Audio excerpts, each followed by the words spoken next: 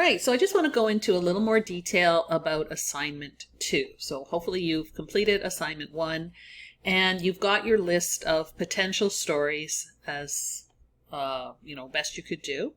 Even if you only have one story, that's fine. So pick one of your stories and now you're going to write it. So what you want to do is determine what it's for. Like, is it for an email? Is it for social media post? Is it an article? Is it a blog post? We'll leave sales pages out of the conversation for now. So we just want a nice story that you can write. You're just going to write it based on all the information that we talked about in session 1. And hopefully you've had a chance to listen to that if you didn't attend live. And then you're going to write it. And then what I want you to do is also include different places you could use it and for whom or what. So what kind of, could you use it in all social media, emails, blog posts? Can you use it on all of them? Or is it very specific to a blog post or whatever? Okay. And then who's it for in terms of your potential audience or any potential audience? I mean, maybe you don't have a potential audience that you've really wanted to focus on yet. So who would receive this story well? Who would it engage? Who would it get thinking about things and want to know more? And then the what is, what would you do with it after that? So once you've told the story, we talked about this in session 1 as well, what would you do with it? Where would you be listing a bunch of solutions afterwards? What other kinds of information would you want to include in your blog post or your social media post or whatever it is beyond the story? You don't have to write that. Just what you think this would be suitable for. We're going to talk about what you write after the story in session 2. All right, so here's a few tips for you. You're going to write like you talk. So I would just write down the story first, just as you would say it, within reason. And then, so just write it like you talk. Read it out loud after you've written it. So once you think you've got a reasonable sized paragraph or 2 paragraphs or, whatever the length of the story is.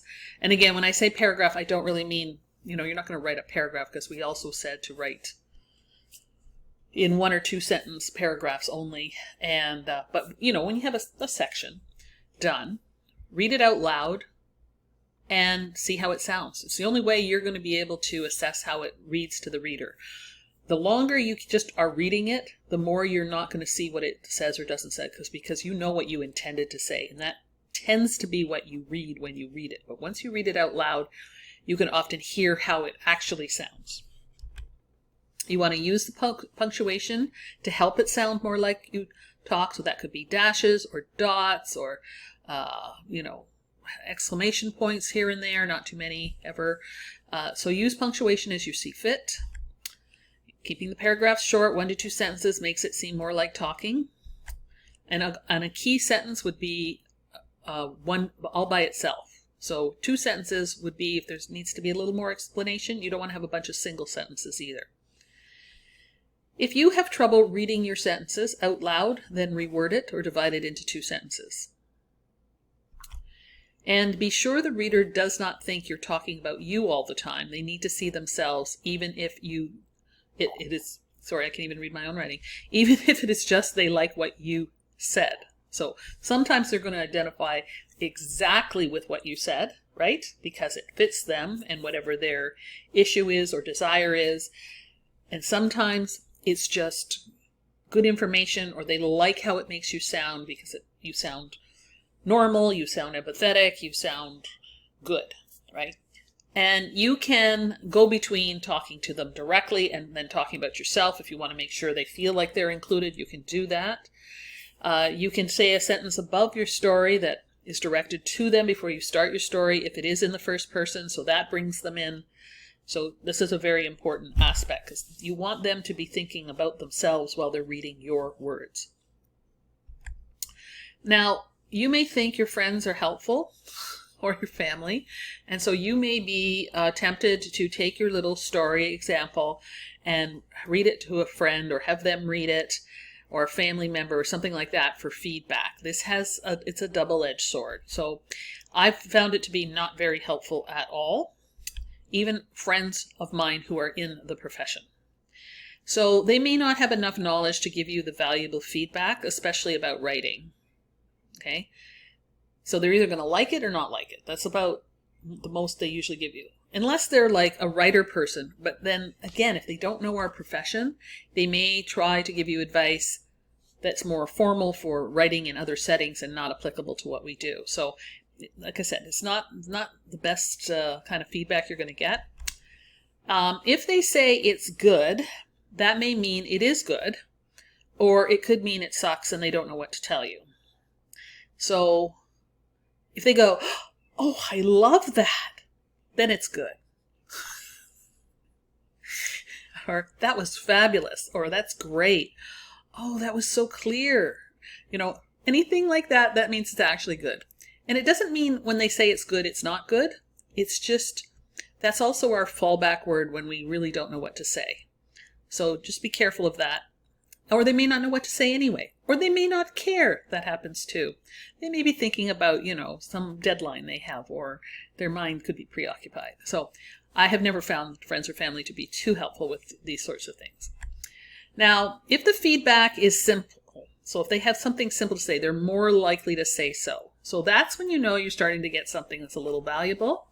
They might just say, well, I think there's the story's good, but I'm not really sure what the point was at the end, or something like that. That's a valuable piece of feedback. And then you can go read that sentence at the end and say, yeah, I guess that doesn't really state the solution, or that doesn't really start to lead into the next thing I think I should be writing about with regard to this, right? So they may do that, and that would be good. If you really, really need, and I'm not saying you need it for this assignment because you don't, because if you want some feedback, we'll give you the feedback, but we're going to give you feedback. Don't be offended by the feedback we give you. Not that we'll say it impolitely or anything like that, but if you're ongoing, if you work with a proofer or a copy editor for some feedback, that's more helpful. And you don't have to do it all the time. You can do it when it's something really important to you. And if you do that, and it's not super expensive or anything like that, if you do that enough, then you start to learn things, and it makes it easier for you to write without their help in the future. And then the other thing you can do, and this is what I've done both. So before I had the proofer copy editor, I had people proof my stuff, especially if it was important. Like I said, never my emails.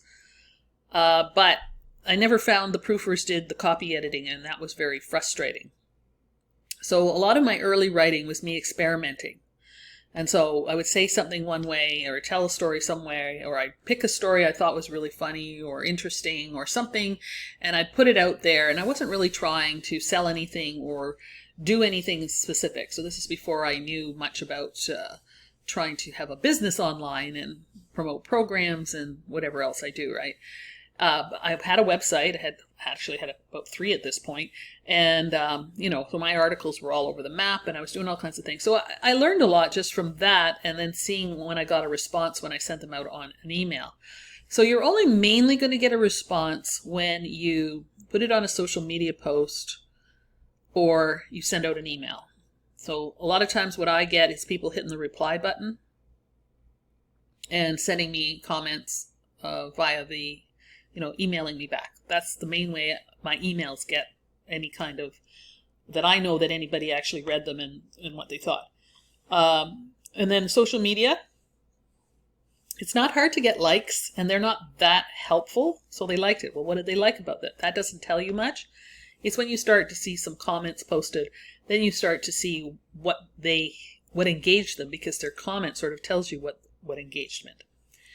So those are my tips for assignment 2. I hope that is clear. Like I said, you're just writing the story. You're not writing anything that comes after at this point. You're not giving it a title or a caption or anything. That's all coming in session 2. And just do what you think you should do, and write it the way you think. Don't try to overthink this. Don't try to be a fancy writer. I know we've read lots of good writing in our lives, and that can be very intimidating to us. Don't try that. Just write it the way you think you should, and based on what we discussed in session 1, and we'll see how it comes out. So if you have any questions, you can also contact me and ask me in case you're not clear with regards to this assignment. All right, enjoy.